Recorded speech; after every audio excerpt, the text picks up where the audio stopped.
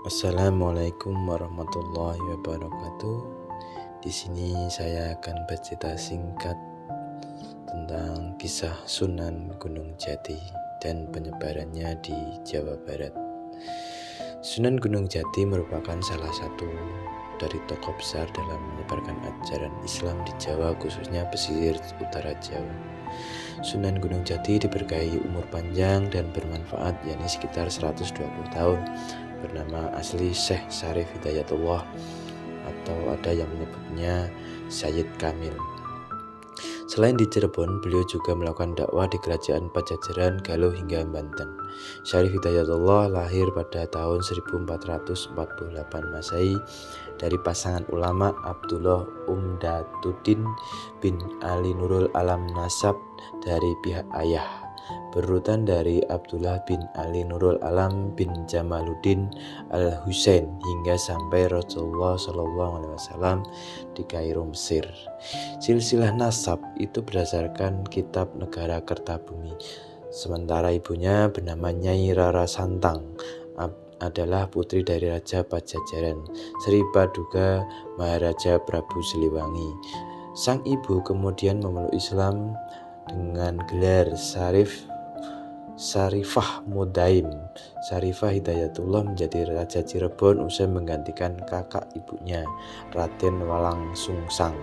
Beliau tiba di Cirebon 1470 Masehi pada usia 22 tahun dan dilantik menjadi Raja Cirebon 1479 Masehi dengan mendapat dukungan dari Kerajaan Demak.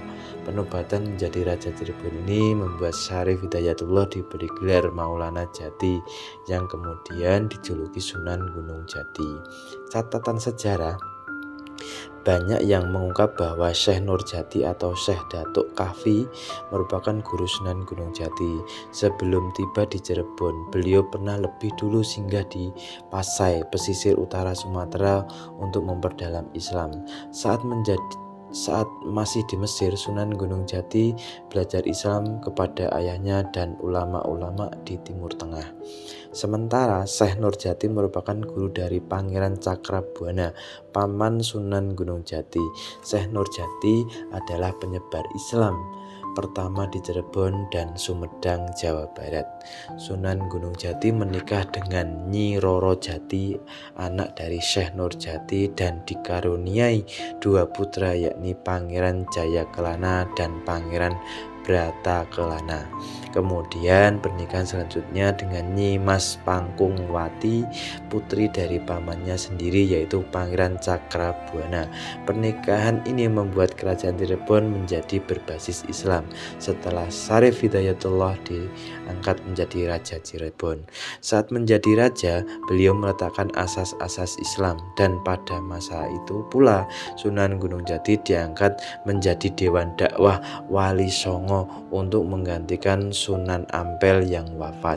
Pernikahan selanjutnya dengan Nyi Kawung Nganten, seorang adik dari penguasa lokal Banten, dengan memberikan sepasang putra putri, yakni Ratu Wulung Ayu dan Maulana Hasanuddin. Ratu Wulung Ayu lalu mengikuti suaminya ke India, sedangkan Maulana Hasanuddin meneruskan dakwah Islam dengan mendirikan kerajaan Banten dan menjadi raja pertama.